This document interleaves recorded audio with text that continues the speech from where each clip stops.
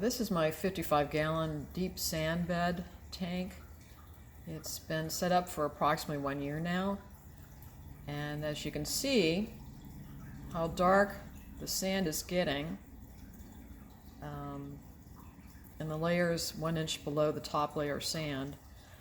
I have it about 50% planted. I chose roots or plants with deep root systems like Amazon swords.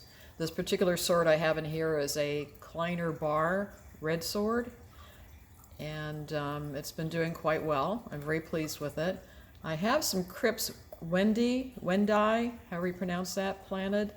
They're doing pretty good. They're a little more anemic. I've been adding root tabs. Since I don't have a dirted substrate in this is all 4 inches of river sand. I have been using some root tabs to help get the plant started. My plan is to eventually add California blackworms. And they're very beneficial because they will go all the way down through all the layers and help to pull the malm, which accumulates on the surface of the sand. Right now my sand looks pretty clean. That's because I have about 6 or 7 cory cats in here and a pleco. And you can see the remnants. There's a fork down here that's the remnants of some zucchini I put in last night. The pleco digs quite a bit in the center area, so the sand now is down to about, in this area, 2.5 inches. I plan on leaving this area open for him so he can kind of dig around and do his thing. He does have a cave, he does have driftwood. Right now my tank is pretty lightly stocked. I have some Columbian tetras in here. They're about 5th generation that have bred in my other tanks. I have some corydoras, bronze, and peppered. I have a bristlenose pleco. I plan to add, excuse me, some Red Head Tapajos Geophagus in here.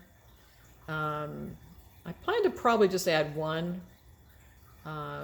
Their sand sifters are not really diggers until they're breeding, so that's why I will probably only add one.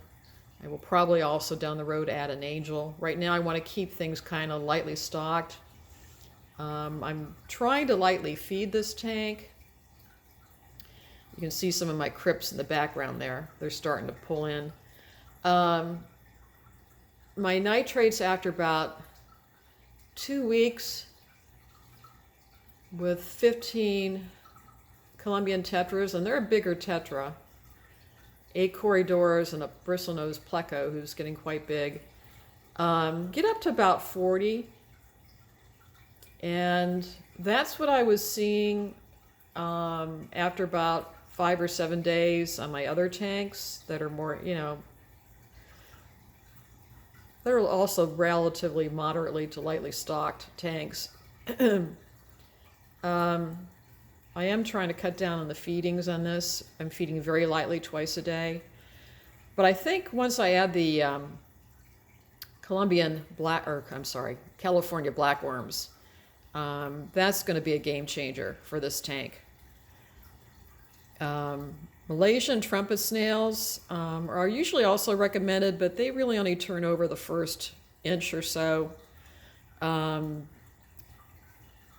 I do have some, as you can see, I have some bladder snails in here, and I have some ramhorn snails in here. I think I have a assassin snail or 2 still left in this tank. So I'm probably not going to go with Malaysian trumpet snails. I may, but I definitely am going to add the California blackworms. And I think they will significantly help the health of this deep sand bed. I've only seen an occasional bubble gas come up and it's had no odor, so I'm suspecting there's some denitrification getting started. It's been a bit slow. It definitely would have been quicker if I had mixed some dirt, either to the very bottom layer or mixed some dirt in with the first 2 inches of sand. Some goldfish keepers do that. And rather than going with a strictly dirted tank, they'll mix in some plant substrate in the first 2 inches and then cap it with 1 or 2 inches of sand. Well, we'll see. I'm going to continue to document this tank, and I'm keeping my fingers crossed. Thanks for watching.